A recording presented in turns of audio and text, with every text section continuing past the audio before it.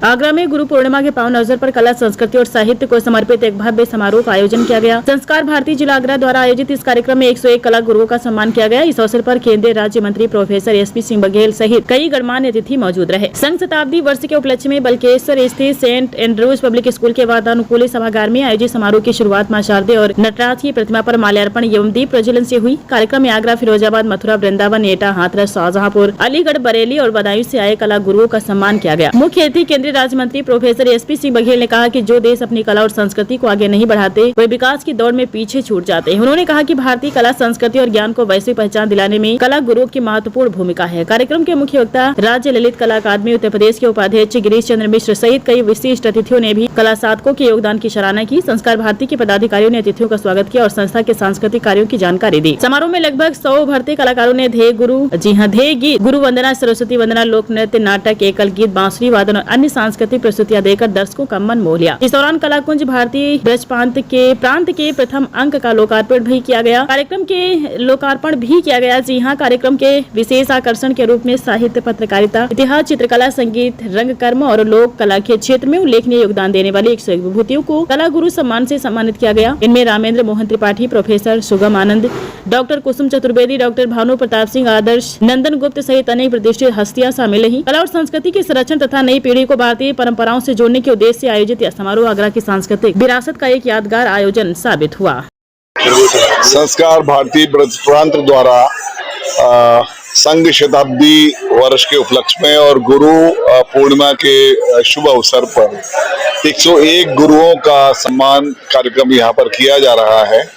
संस्कार भारती के लिए तो क्या कहना, क्योंकि संगीत, कला, साहित्य के अलावा आप देशभक्ति और संस्कार, सेवा, समर्पण का जो भाव देश को सिखा रहे हैं, उसके लिए मैं सभी आयोजकों को बधाई देना चाहूँगा।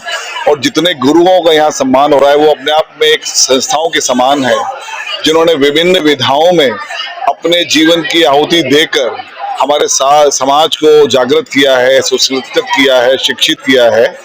मैं उन सभी कला मनीषियों का अभिवादन करता हूँ।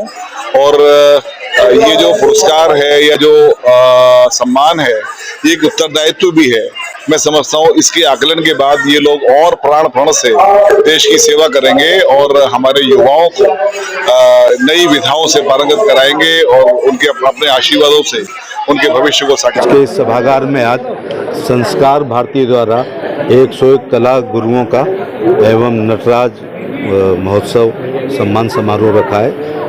5 विधाएं रखी हैं, साहित्य में, संगीत में, इतिहास में, पत्रकार में और कला के विभिन्न क्षेत्रों में। उनके 101 लोगों को 5 विधाओं में बांट करके उनको सम्मानित किया। मैं सभी कला गुरुओं को बधाई और शुभकामनाएं देना चाहूँगा और संस्कार भारती के प्रति कृतज्ञता ज्ञापित करना चाहूँगा कि तमाम वो विभूतियों जिन्होंने अपनी जवानी के बेहतरीन साल कला के विभिन्न आयामों में अपना जीवन अर्पित किया है, उनको हम पुरस्कृत करने में आज काम किया है। सबको बधाई और शुभकामनाएं।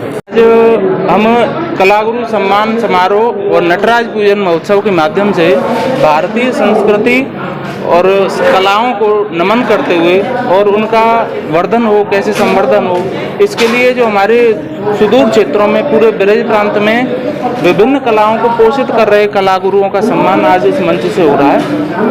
हमने पूरे ब्रज प्रांत से ऐसे कलागुरुओं को छांटा है जिन्होंने अपना पूरा जीवन कला के लिए, भारतीय संस्कृति की सेवा के लिए विभिन्न कौशलों के माध्यम से नए शिष्य परंपरा को तैयार करने के लिए उन्होंने किया है।